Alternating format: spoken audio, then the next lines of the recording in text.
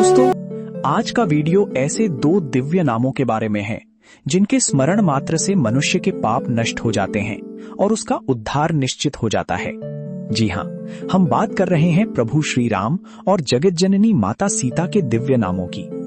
लेकिन क्या हम वास्तव में जानते हैं कि राम और सीता नामों का वास्तविक अर्थ क्या है?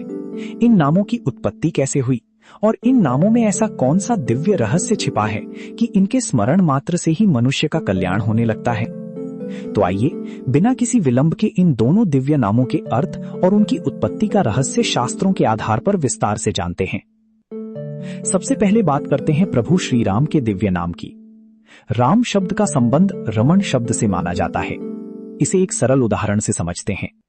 जब हमें कोई ऐसी सफलता प्राप्त होती है जिसका हम लंबे समय से प्रतीक्षा कर रहे होते हैं, या जब हमारे जीवन की कोई बड़ी चिंता समाप्त हो जाती है, तब हमारा मन स्वतः ही आनंद से भर उठता है। उस समय मन हल्का हो जाता है, हृदय प्रसन्न हो जाता है और भीतर से एक स्वाभाविक उल्लास प्रकट होने लगता है। चिंता से मुक्त होकर आनंद में स्थित रहना तथा उसी आनंद में निरंतर मग्न रहना ही रमण कहलाता है। इसी कारण जो स्वयं परमानंद के स्वरूप, परमानंद के स्रोत हैं और जो संपूर्ण सृष्टि को परमानंद प्रदान करते हैं, उन्हीं को राम कहा जाता है। त्रेता युग में देवताओं के अनुरोध पर रावण के अत्याचारों का अंत करने और धर्म की पुनः स्थापना के लिए भगवान श्री विष्णु ने श्री राम के रूप में पृथ्वी पर अपना 7वां अवतार धारण किया। अब जानते हैं माता सीता के दिव्य नाम का रहस्य।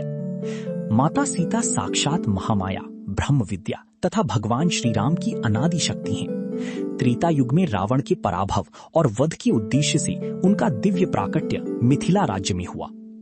कथा के अनुसार अपने राज्य के कल्याण और समृद्धि के लिए ऋषियों की आज्ञा से राजा जनक स्वयं खेत में हल चला रही थी।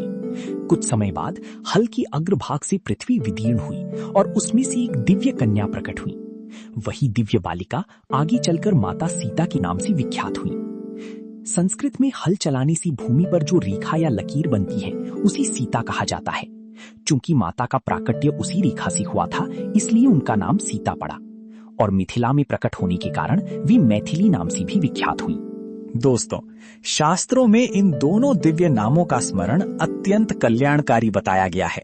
यदि हम श्रद्धा, विश्वास और भक्ति के साथ निरंतर श्री राम और माता सीता के पवित्र नामों का स्मरण करें, तो ये हमारे जीवन को पवित्र बनाकर हमें ईश्वर की ओर अग्रसर करता है। इसीलिए अपने जीवन के प्रत्येक क्षण में श्रद्धा पूर्वक इन दिव्य नामों का स्मरण अवश्य करें। श्री राम, जय सीताराम।